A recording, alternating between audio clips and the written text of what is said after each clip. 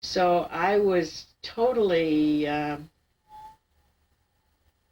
involved in music from the time I was a preschooler. And I used to spend all of my Sundays at musical gatherings at my teacher's home when I would hear string quartets, and I just became totally engrossed in it. There have been many members of my family who have been professional musicians, and I thought I was going to be. My career began in the field of mathematics and encompassed 40 years of teaching, college and university teaching. I began my math teaching at the university level and never really left the field, although I changed emphasis after I had taught for over 20 years and went more extensively into the field of creative studies, creative education. I loved mathematics from the time I was really quite young. I just decided that my capabilities in math could be applied to military defense, and although I had been assured that I would be teaching, I wanted to continue teaching and to be in mathematics. But unfortunately, or maybe fortunately, I was assigned then to the Radio Research Laboratory at Harvard University, which was then the sponsoring agency for the sequence-controlled calculator that had become very newsworthy at that particular time. It was a huge calculator, and I was assigned to be a programmer. So essentially, I was the second woman programmer in the United States. But then, after 2 years, decided that my love was still in teaching, and I'm too much of a people person to be an appendage to a machine. And that was the beginning then of my fulfillment, I think, in working with people and getting away from the machine. Although while I was at Harvard, my mentor, and I have had mentors throughout my educational experiences, my mentor was Grace Hopper, who later became an admiral. And I think comparing her to the commanding officer who was the inventor of the machine and a brilliant man, but very much a left-brain person who didn't see any positive aspect of humanity other than what they could produce mechanically. So when I discovered creativity, it was a whole new world to me. It opened a new world to me. And I became then a practitioner in creativity and have enjoyed every minute of it. I was impressed with her background, too, with her starting out in music, in mathematics, and she talked a lot about her days of working with the first computer, and I'm sure that was meaningful to her. I have said many times that my involvement in the Creative Problem Solving Institute and in the coursework in creative studies was successful partly because I had established myself as a math professor. Although I was full-time until I had my children, and then taught primarily in evening school in Millard Fillmore College. But it was in Millard Fillmore College that I heard about the Creative Studies program. And the first course that I taught for Sid Parnes was in retailing. It was retailing 235 because the newness of creative studies and creative problem solving just made it very suspect. There were some pretty weird antics that went on at SIPSI because people were interested in doing something that was different. And I don't know why it appealed to me except the process. And I really was interested in studying it to be a better math teacher. That was my purpose. And before the first week's institute was over, I knew that I had found something that I wasn't looking for because I didn't know that it existed. I think she brought a world of academic credibility to letting Creative Education Foundation base itself at Buff State, and also in terms of getting up and running the creativity program and setting up creative studies. I think her background, that street cred, is what really made it possible to put that program together. There's a definition of creativity that Ange challenged me to develop. And it's the definition creativity equals, with my mathematical background. I had to put something in equation form. So creativity equals a function of knowledge, imagination, and evaluation, with the little subscript of A, which has to do with attitude. And this was a big thing that I felt was important, that your attitude can make all the difference in the world on how successfully creative you are or how successful you are in anything that you do. And that's Ruth. Attitude. Yeah, so a simple message, deep, well, and again, facilitator, guide by the side rather than sage on the stage. And that has influenced tremendously.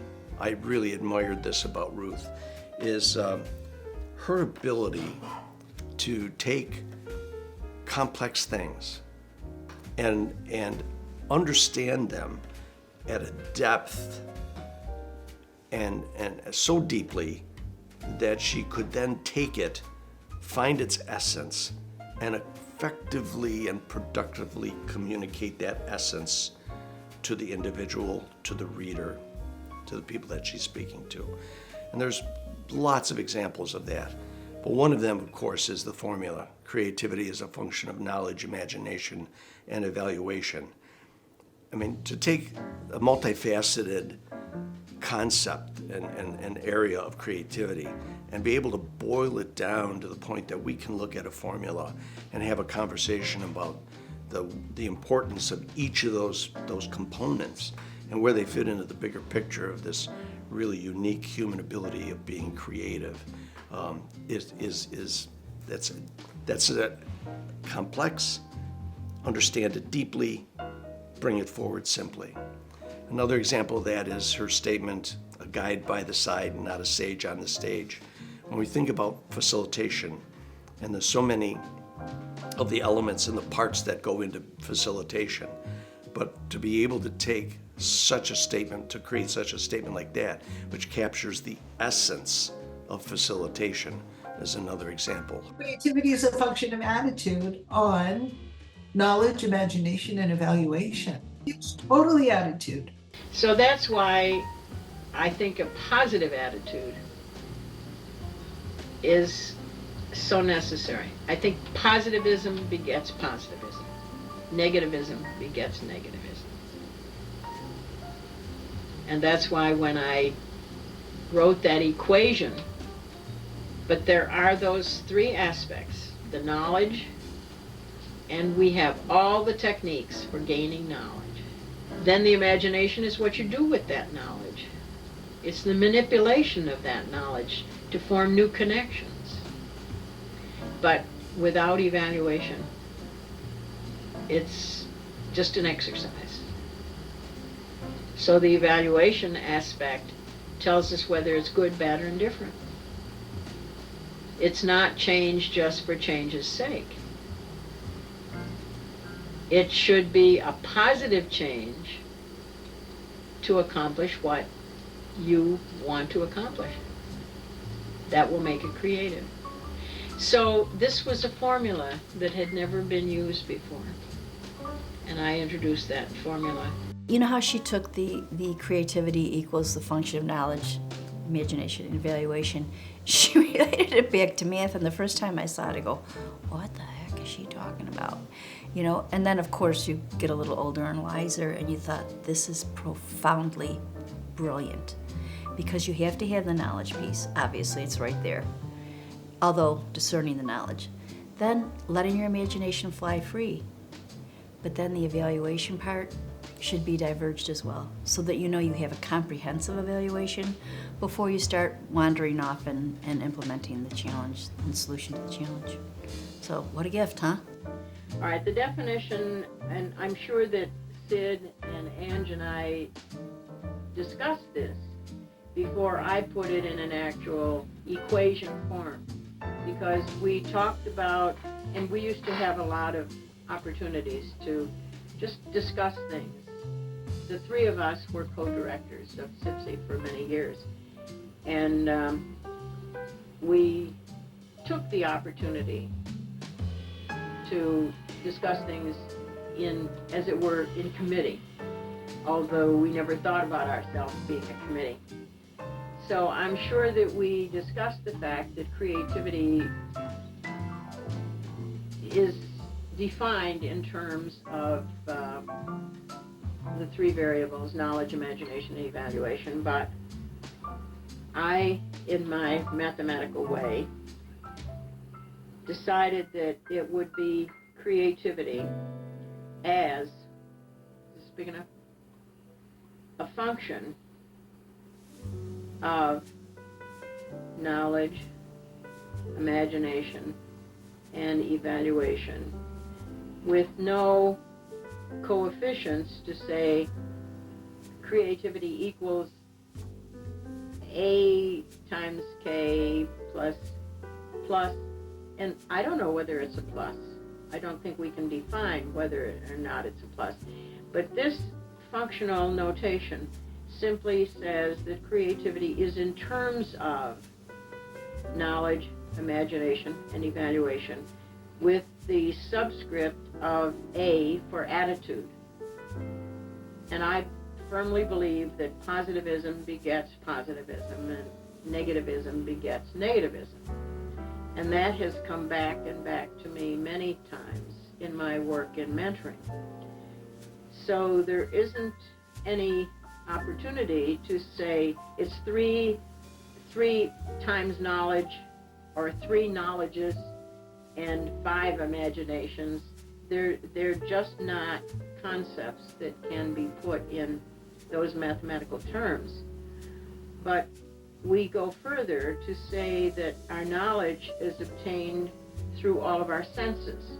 That's why it's so important to develop our senses and to use our senses, where we all have 5 substantial senses. Many of us have 6 senses, but we don't really use them.